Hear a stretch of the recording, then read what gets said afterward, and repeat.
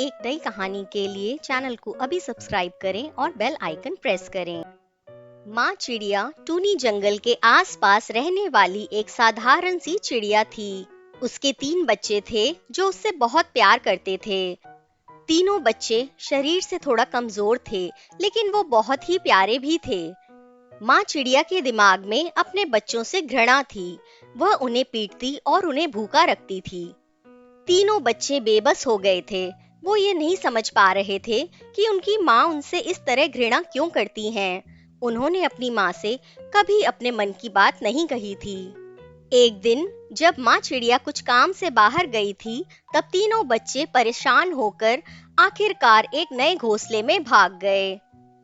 जब माँ चिड़िया उस दिन घर लौटी तो उसे यह पता चला कि उसके बच्चे उससे दूर भाग गए हैं। वह उनकी तलाश में निकली और ढूंढने लगी। माँ चिड़िया ने अपने बच्चों को ढूंढा और उसने अपने बच्चों की बेहद बेदर्दी से पिटाई की। उनके शरीर पर पिटाई के निशान बन गए थे। टूनी अपने बच्चों को वापस अपने घोंसले में ले जाती है, लेकिन इस बार भी उसका बर्ताव पहले की तरह क्रूर ही था। वह उन्हें खिलाती पिलाती नहीं थी। इस तरह माँ चिड़िया अपने बच्चों से घृणा करती रही। फिर एक दिन जब माँ चिड़िया खाना लेकर घोंसले में लौटी, तब उसने देखा कि उसके तीनों बच्चे उसकी प्रतीक्षा कर रहे हैं। उनकी आंखों में इतना प्यार था कि माँ चिड़िया के दिल में एक बदलाव हो गया। वह उन्हें खिलाने और पिलाने लगी। वह उनसे प्यार करने लगी थी।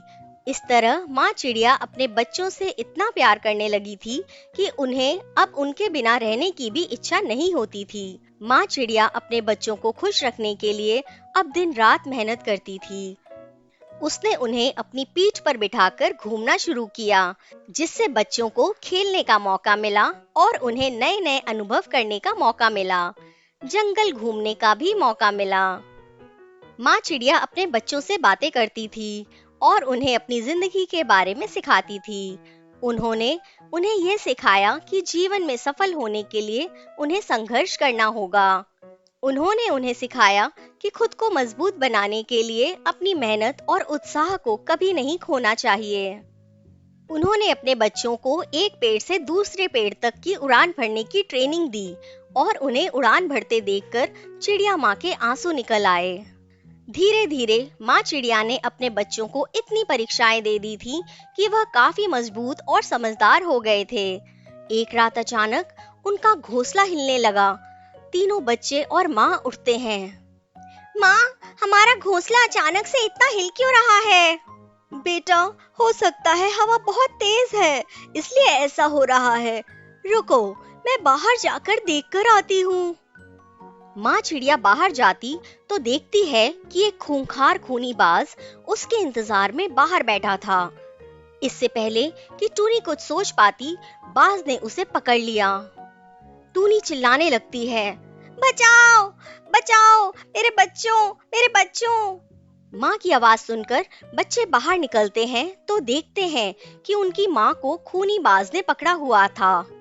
बाज को लग रहा था कि वह बच्चे कमजोर होंगे और उसका कुछ भी नहीं बिगाड़ पाएंगे, इसलिए उसने चिड़िया पर हमला किया। लेकिन उन्हें ये नहीं पता था कि उन बच्चों की टूनी ने कड़ी परीक्षण दी हुई थी। फिर क्या था, तीनों बच्चे मिलकर बाज की खूब पिटाई करते हैं। बाज बेचारा दुम दबाकर वहां से रफू चक्कर हो जाता है। इस घटना के कुछ दिन बीत जाते हैं। एक दिन सबसे छोटे बेटे ने टूनी से कहा, मम्मा, आप हमें पहले इतना मारती थी, हमसे इतनी मेहनत करवाती थी और हमारे साथ रहती भी नहीं थी, तो फिर अचानक से आप हमसे इतना प्यार कैसे करने लगी? क्या किसी ने आपको कुछ बोला है? टूनी ने सभी बच्चों को एक साथ बुलाया और फिर अपने मन की बात बताई। देखो बच्चों, बात ये है कि तुम्हारे पापा तुम्हारे जन्म के पहले ही हमें छोड़कर चले गए थे। जंगल में बाकी सारे पक्षियों के पापा हैं जो उनका ख्याल रखते हैं और उन्हें शिकारी जानवरों से बचाकर रखते हैं। लेकिन मेरे बच्चों, तुम्हें ये नसीब नहीं हो सकता था। इसीलिए ही मैंने सोच लिया था कि मैं तुम सबको बचपन में ही इतना मजबूत बना दूंगी, जिससे तुम सभी जंगल के विपरीत पक्षियों में भी अच्छे से अपना जीवन बिता सको। मुझे अफसोस है कि मैंने तुम्हें मारा। शायद मुझे उतना क्रूर नहीं होना चाहिए था। पर बच्चों, आज देखो, आज आप सभी अपनी उम्र के बाकी सारे पक्षियों से मजबूत हो, समझदार हो और अपनी जिंदगी को खुद के पैरों पर खुल के जी सकते हो। माँ चिड़िया की ये बातें सुनकर सभी बच्चों की आंख में आंसू आ जाते हैं और वह अपनी मम्मा को गले लगा लेते हैं। उस दिन से वे चारों खुशी खुशी जंगल में अपनी जिंदगी बिताते हैं। रसगुल्लों की खेती। सुंदरवन जंगल में ढेर सारे पशु पक्षी रहा करते थे। उसी जंगल में टुनी चिड़िया अपने पूरे परिवार के साथ रहती थी। टुनी के बेटे का नाम टुन्नू और बहू टुनटुनी थी। तीनों मिलकर जंगल में ही मिठाई की एक दुकान चलाते थे। उनकी दुकान पूरे जंगल में अपने स्वादिष्ट रसगुल्लों के लिए प्रसिद्ध थी। उनकी मिठाई की दुकान के सामने कालू कौवा और गौरी कौवी की मिठाई की दुकान थी। उनकी दुकान में एक भी ग्राहक नहीं रहते थे। एक रात की बात है। कालू, मैं इस टुन्नू के बच्चे से परेशान हो चुका हूँ। पूरे दिन अपनी दुकान में एक भी ग्राहक नहीं होता, लेकिन इस टुन्नू ने पता नहीं क्या जादू किया है, ग्राहकों की लाइन लगी रहती है। कालू जी, हम अपनी दुकान में मिठाई बाहर से खरीद कर बेचते हैं।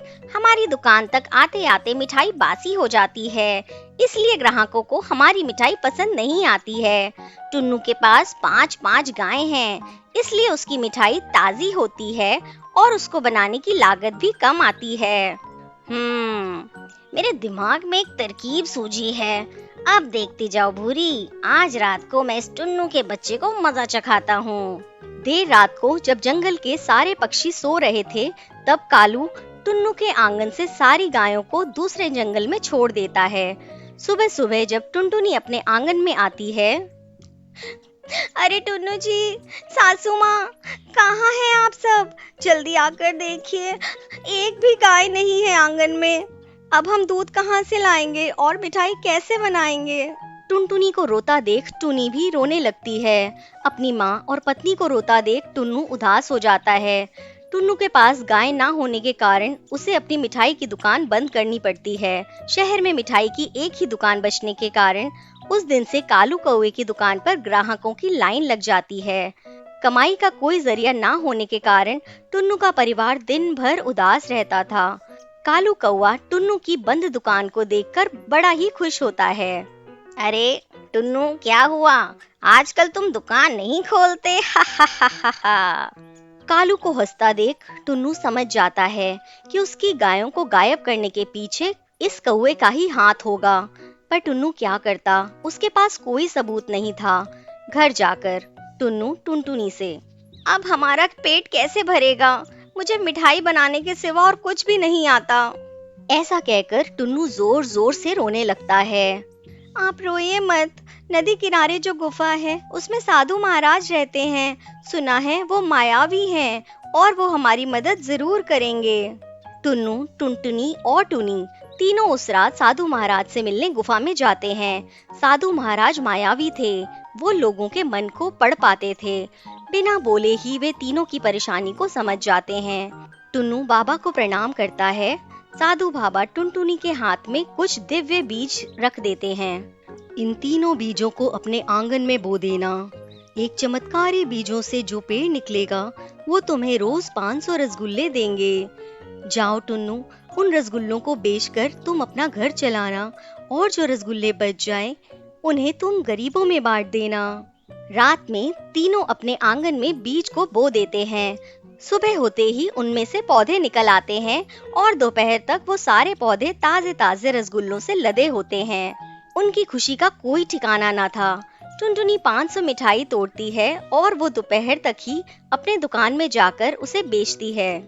शाम तक टुन्नू की 440 मिठाइयाँ बिक जाती हैं। बची हुई 60 मिठाइयों को वह गरीबों में बांट देता है और टुन्नू की दुकान खुलते ही कालू की दुकान के सारे ग्राहक एक बार फिर से टुन्नू के पास आ जाते हैं। टुन्नू का परिवार उस दिन से खुशी खुशी आराम करते हुए जीवन बिताता है, लेकिन कालू को उसके किए की सजा भी मिल जाती है। उसकी दुकान तो वैसे भी नहीं चल रही थी, ऊपर से एक दिन शाम को तेज बारिश में उसकी दुकान बारिश की बाहों में बह जाती है। टुन्नी चिड़िया अपने बेटे और बेटी को स्कूल छोड़ने जा रही थी। लेकिन उसकी आंखों में आंसू थे। उसने सोचा, क्या करूं? अगर 15 दिनों के अंदर बच्चों की स्कूल फीस नहीं भरी तो स्कूल वाले इनका नाम काट देंगे। तभी रास्ते में टुन्नी की बेटी टुनटुनी ठेले पर बिक रही मटन बिरयानी को खाने की जिद करने लगी। माँ, मेरे सारे दोस्त इस ठेले पर मटन खाते हैं, मुझे भी खाना है माँ। हाँ माँ, मुझे भी खाना है, बस एक बार आज खिला दो ना माँ। टुन्नी का बेटा सोनू बोला। टुन्नी अपने बच्चों को कलपते हुए नहीं देख पाई। उसके पास जो थोड़े बहुत पैसे थे उससे उसने half plate mutton biryani order कर दी। भैया, हाफ प्लेट मटन बिरयानी कितने की होगी? दुकानदार बंटी कबूतर बोला। जी, हाफ प्लेट का 80 रुपए और फुल प्लेट का 150 रुपए। बताइए कितना दे दूं? आप हाफ प्लेट बना दीजिए, तीखा कम रखिएगा। ठेले वाला मटन बिरयानी बना रहा था। टुन्नी उसे एकदम गौर से देख रही थी। ये लीजिए आपकी गर्मा गर्म मटन बिरयानी। टुनटुनी और सोनू दोनों मटन बिरयानी खुशी से खाने लगे। तभी टुन्नी के मन में एक विचार आया। ये मटन बिरयानी बनाना कितना आसान है। ऊपर से ये लोग बासी चावल और बीमारी वाले मटन का प्रयोग करते हैं। अगर मैं भी ये काम शुरू कर दूं तो अपने परिवार की मदद भी कर पाऊंगी और अपने बच्चों की स्कूल फीस भी समय पर जमा कर दूंगी। शाम को टुन्नी ने अपने पति टुन्नू और अपनी सास गौरी से इस बारे में बात की। उसकी सास गौरी बोली, तेरा दिमाग तो ठीक है, अगर ये बिजनेस नहीं चला तो मेरा बेटा जो मजदूरी करके थोड़े बहुत पैसे कमाता है, जिससे हम घर का रेंट और अपना पेट पालते हैं, वो भी डूब जाएंगे। ऊपर से औरतों का काम करना सही नहीं है। टुन्नी बोली, माँ जी, आजकल मटन बिरयानी काफी ज्यादा बिक रही है और अब जमाना बदल चुका है। आप मुझ पर विश्वास कीजिए, मैं इस काम को पूरी लगन के साथ करूंगी। गौरी के लाख मना करने के बाद भी टुन्नी ने उन्हें मना लिया। टुन्नू बोला, माँ, जब ये इतने विश्वास से बोल रही है तो हमें एक बार ट्राई तो करना ही चाहिए।